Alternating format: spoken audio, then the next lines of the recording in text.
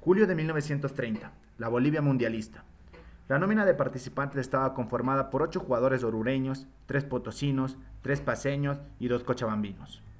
Extraído esta nota del diario La Razón Digital, La Paz, escrita por Rafael Sanpértigue a las 10:20 el 26 de julio del 2017.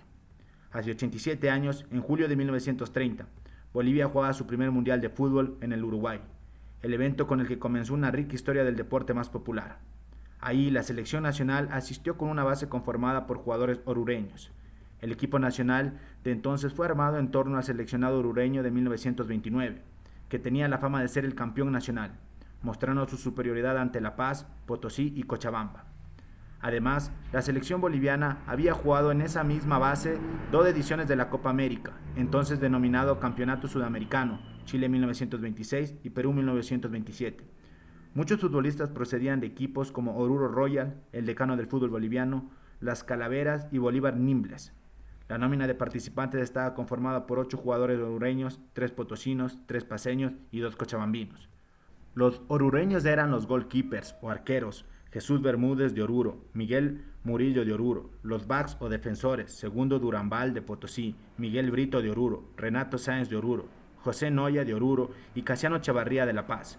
Y los halfbacks mediocampistas, Jorge Argote de Oruro, Diógenes Lara de Cochabamba, Gunmendino Gómez de Oruro, Luis Peñaranda de Potosí, Rafael Méndez de Cochabamba, José Bustamante Oruro, René Fernández Potosí, Mario Alborta de La Paz y Eduardo Reyes Ortiz de La Paz. Estos detalles los cuenta el exfutbolista Edgardo Quinteros, campeón sudamericano de 1963, quien tiene manuscritos heredados de su padre Humberto Quinteros. Es jugador de los años 30, convertido en un historiador autodidacta que se ocupó de escribir la historia de aquella época. Mi padre siempre destacó a esa selección porque decía que además de que los jugadores fueron los primeros mundialistas, también fueron héroes de la guerra del Chaco, pues pelearon contra Paraguay, dice Edgar Quinteros. Ese equipo boliviano de 1930 fue el último antes de la guerra, debido a que las competencias a nivel de selección se paralizaron por varios años. En esa base destacaba Bermúdez, el gran arquero del club Las Calaveras.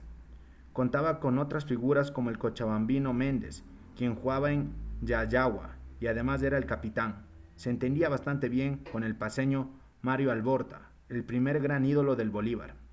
Años antes, Alborta ya fue figura en las selecciones bolivianas que jugaron 2 Copa de América.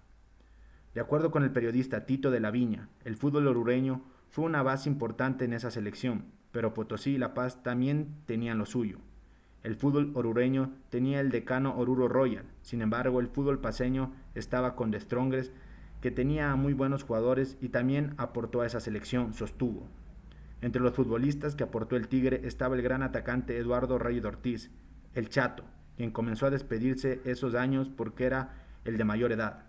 Del entrenador fue Ulises Saucedo, vinculado a The Strongest. De esa época no se puede hablar de táctica o algo parecido, porque la verdad aún se seguía aprendiendo a jugar fútbol, sobre todo el fútbol inglés. Era rematar lo más fuerte, largo y alto, según Tito de la Villa.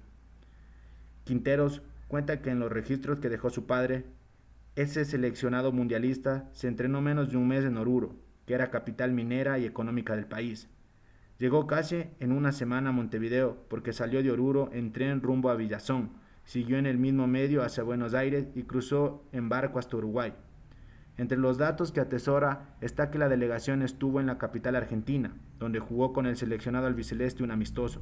Argentina venció 7-1, con la anécdota de que Bermúdez le tapó un penal al centro forward Tarrascone, quien le obsequió su camiseta al final.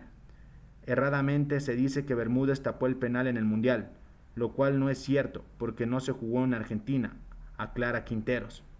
El exjugador sostiene que es bueno recordar a esos jugadores porque también hicieron historia, más allá de que los partidos oficiales del Mundial perdieron 4-0 ante Yugoslavia y luego frente a Brasil. Gracias, esto ha sido el video de cooperación de las leyendas.